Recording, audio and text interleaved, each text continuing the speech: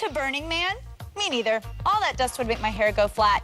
And let's just say that certain people should never be naked. But Burning Crusade? I'm all about that. Get set for an all World of Warcraft Burning Crusade episode of Cheat. For the Alliance!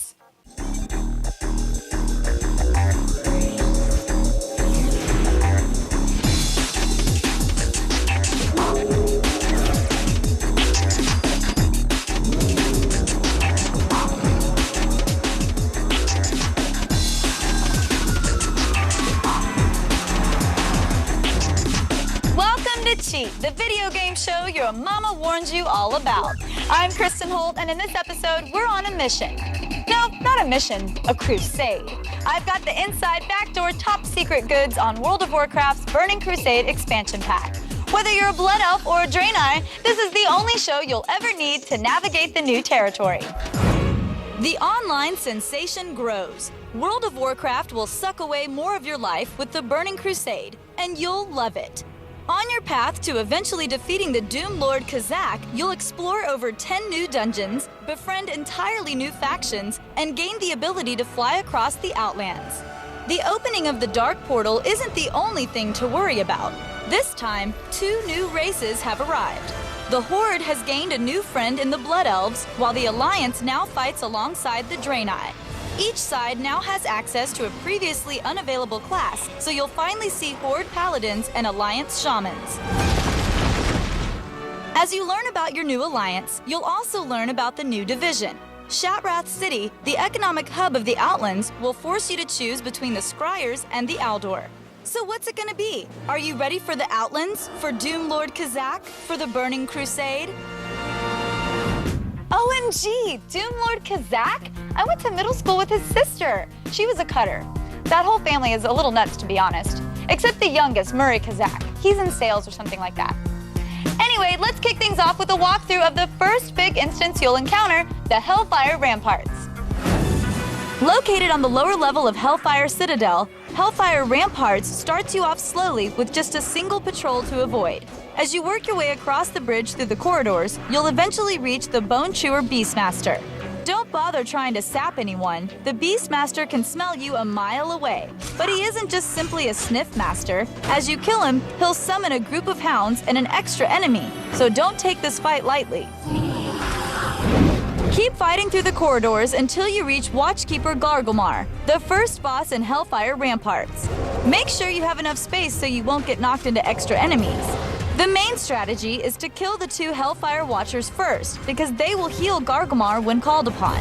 Send your main tank to occupy Gargulmar, CC one of the Watchers, and focus all your damage on the other. Then proceed to kill the other Watcher before focusing on Gargulmar. Now, finish the fight so you can collect your loot. Continue through the corridor and up the spiral ramp. However, don't go too far up the ramp. At the top, there's a mob of 5 you need to prepare for. The plan for this fight is to reduce the number of enemies you're engaging to 2. So use whatever you can to CC enemies, whether it means turning them into sheep or trapping them. Remember to focus fire on one enemy while continually controlling the rest. Once you've cleared the halls, the second boss is just ahead. But don't be hasty. Take your time and clear the platform before moving on. And your reward for doing that? A chest for you to open on the left. Now proceed across the bridge to the right and prepare to meet the boss, Omor the Unscarred. The fight with Omor is pretty standard, but that doesn't mean it'll be a piece of cake. Charge! First, send your main tank to engage him. Have everyone spread apart, because the demon will cast a curse that causes members next to the afflicted to receive damage. As you're focusing your damage on Omor, a Fellhound will be summoned every 15 seconds.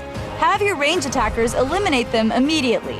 Continue this process until Omor is deemed lootable. Collect your goodies and move on to the final boss. Yes, the end is in sight. You see that Nazgul-looking enemy? Well, that's not the Witch King of Angmar. It's Vazrudin, the final Ramparts boss, astride his trusty steed, Nazan.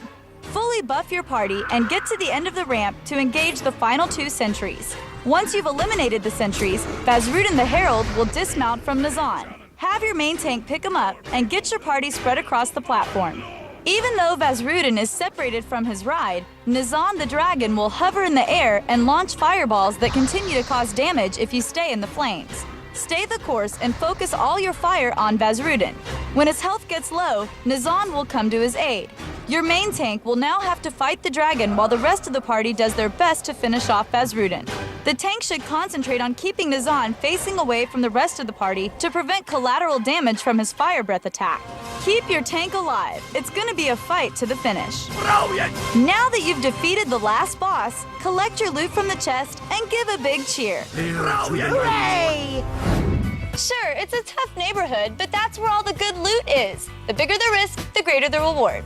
Stick around. When Cheat returns, I'll show you all the pros and cons of Burning Crusade's new playable races, the Draenei and Blood Elves. But first, here's a quick cheat to boost your reputation with the Cenarion Expedition. Want to increase your reputation with the Cenarion Expedition in the Outlands? Here's how to boost your heroic character past the neutral friendly state, where all you get is a lousy flare gun. Start off in Zangarmarsh by slaying any Dreghood drudges, Darkcrest sorceresses, or slavers that you see. Keep at it and you'll soon find yourself friendly with the Cenarion. After that, it's best to keep running Coralfang Reservoir dungeons until you reach your desired reputation with the Cenarion Expedition.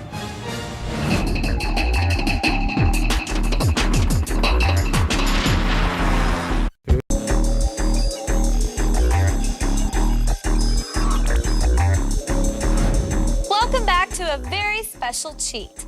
No, it's not about drugs or teen pregnancy. This is a very special All Burning Crusade episode. You may have noticed new playable races in this World of Warcraft expansion pack. Each brings its own strengths and limitations. First up, the Draenei, or Exiled Ones.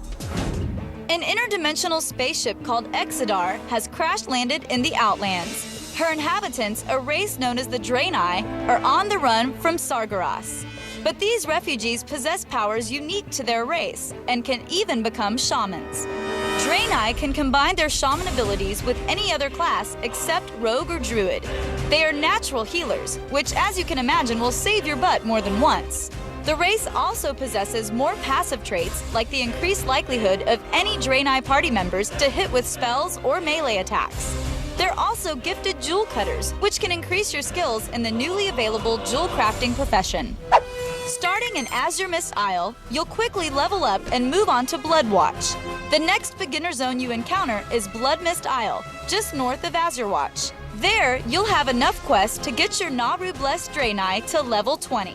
Kill your fill of blue owls, elder bears, and sea serpents before heading to the Eastern Kingdoms and possible contested territory. So you want to be a jewel crafter? Azure Mist Isle is the place to be.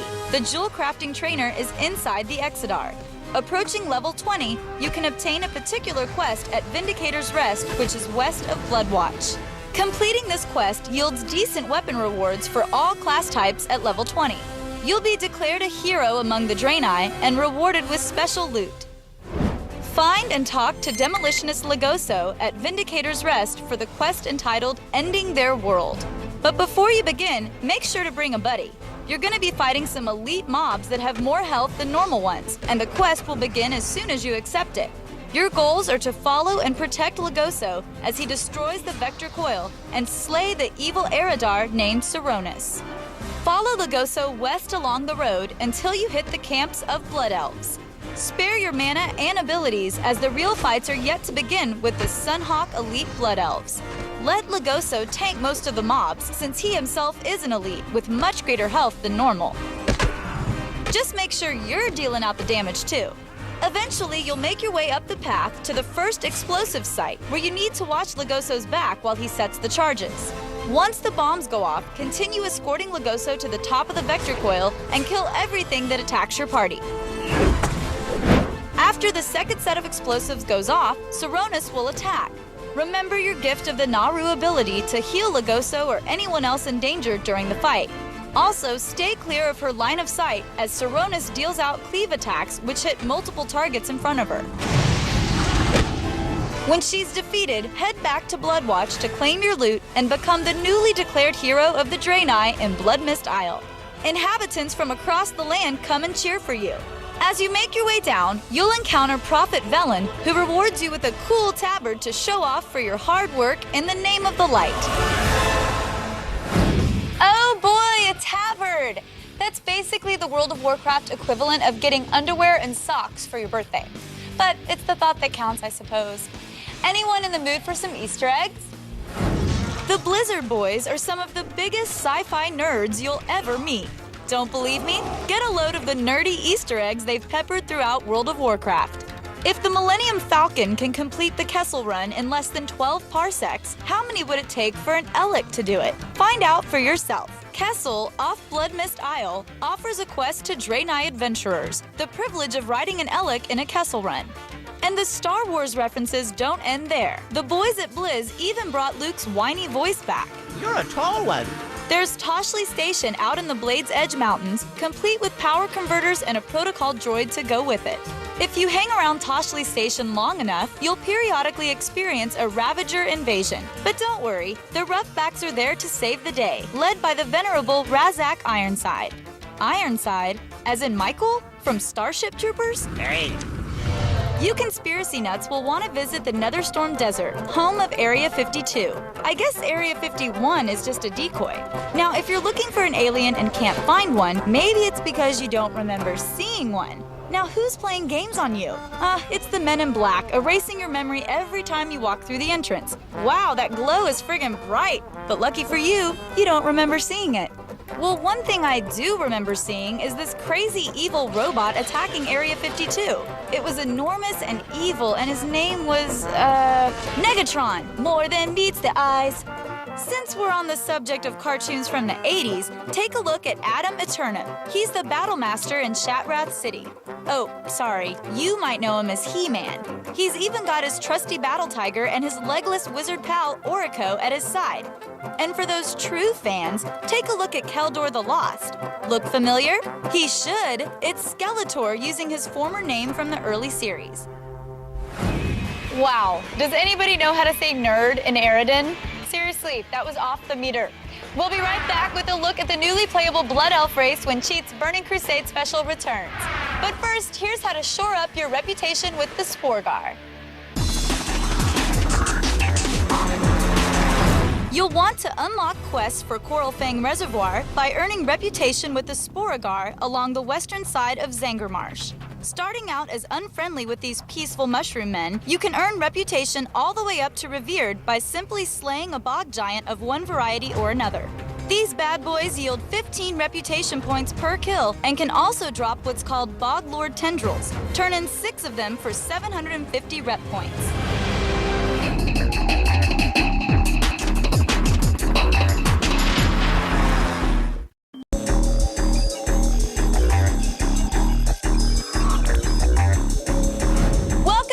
Cheat's Burning Crusade special. This World of Warcraft expansion pack features another new playable race in addition to the Draenei. The Blood Elves are allied with the Horde, and they look nothing like Orlando Bloom. Here's how to make the most of their malevolent mojo if you decide to play on their side. With the arrival of the expansion pack comes a new Horde race, the Blood Elves. A mere remnant of the once glorious High Elves, these corrupted creatures of magic once fought alongside the Alliance in the battle against the Scourge. But soon they would feel betrayed and join the ranks of the Horde. With an undying thirst for arcane powers, the Blood Elves naturally have a knack for magic. This translates to bonus racial traits for you. Enhancing your resistances to all schools of magic and a skill increase for enchanting are just some of the racial features Blood Elves boast.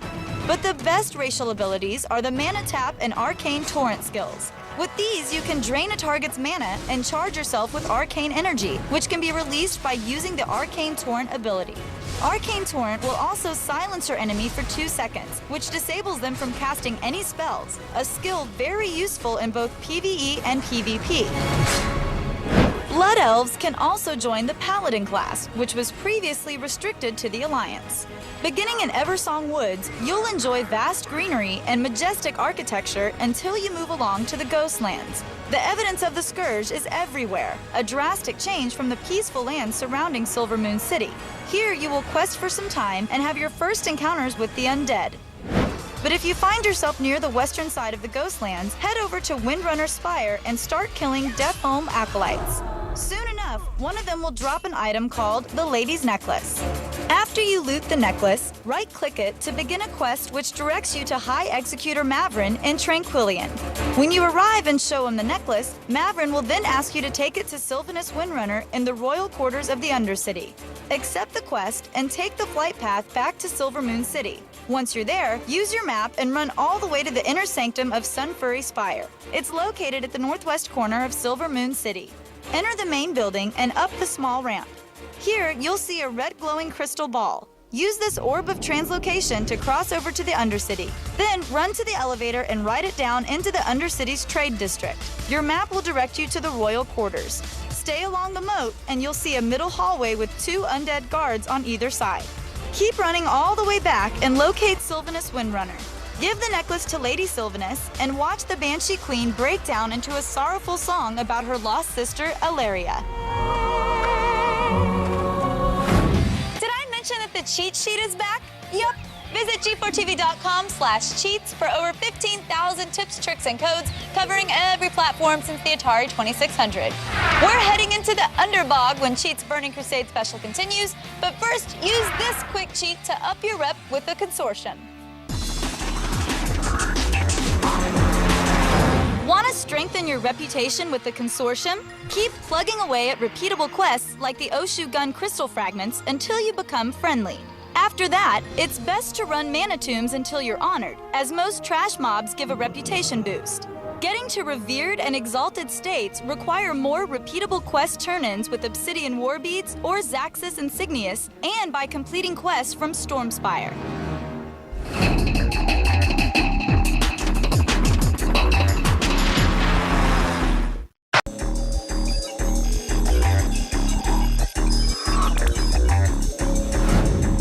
Welcome back! Just can't get enough of this Burning Crusade, can ya? Well, you're in luck. I have a great new instance to show you, full of baddies, bosses, and tons of loot. Folks around these parts call it the Underbog. The Underbog is one of Burning Crusade's best dungeons. With 4 bosses and 2 chests, there is loot aplenty. Located in the middle of Serpent Lake, getting to the dungeon is always a nice trip, and don't forget to bring your Speedos. Before you start, bring your reputation with the Sporeggar up to friendly. It'll open up quests that you can complete in the Underbog. Better to kill 3 birds with 1 stone. As you start out, you'll be led through a tunnel into an open space. The mobs are pretty standard and shouldn't pose any problems. Moving along, to the right, you'll find a chest. Work your way around, grab the chest, and then swing through the tunnel. Head up the ramp where you'll find the last 2 bog giants before the first boss, Hungerfin. Off-tank one of them, and focus fire on the bog giant engaged by your main tank. Then proceed to finish off the other. Hungerfin isn't too tricky to tackle, but do watch out for his spells. Start the attack like any standard fight. During the battle, Hungerfin will drop mushrooms at ranged attackers, which will rapidly grow and cause a lot of damage if players are unaware. Quickly move out of the way of these ferocious fungi. As you continue to attack Hungerfin, watch for his health level. Once it's low, Hungerfin will cast Fungal Spore, rooting him and draining life from anyone nearby. Once he's done with the spell, come back and finish him off, then collect your loot. Advance your way across the bridge and take care of all bog giants and bats as you circle up the hill to the second bridge. Work through all the mobs until you see Gazan, a giant 2-headed water dragon.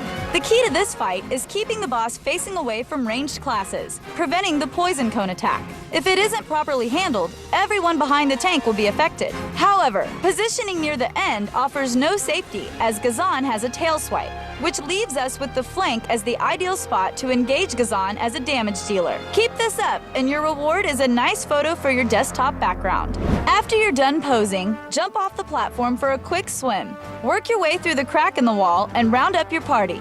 If you have the quest Lost in Action, the Earthbinder Rag is hiding in the bushes.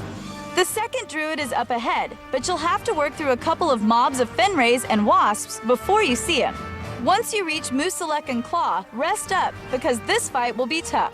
Since Musalek and Claw will both resist all your crowd control spells, your only other option is to off-tank one of them, and that would be Claw. The goal of this fight is to kill Musalek as fast as possible since he's the one that deals out heavy damage. So nuke that sucker!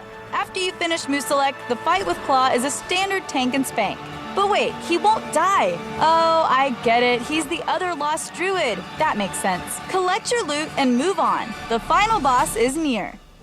Work your way through the last Underbog Lord, and you'll see some Fenray corpses lying on the floor. You've now reached the Black Stalker. Once you're ready and prepared to fight, it's time to rumble. Have everyone spread out, negating the Black Stalker's chain lightning and static charge effects. In the middle of the fight, the Stalker will periodically grab someone in the air and then drop them, causing massive damage. However, while being juggled in the air, range attacks can still be used, so don't give up. Since this is your last fight, it's time to leave all you've got in the dungeon and bring down the Black Stalker. Now go collect your loot and pose for a snapshot. Nothing like a framed screenshot to commemorate your adventures with your buddies. That's it for now. I hope you enjoyed our All Burning Crusade special. If you missed any of these tips, visit us on the web at g4tv.com/cheat. You can also write to us at cheat@g4tv.com. Until next time, I'm Kristin Holt, and you've been cheating.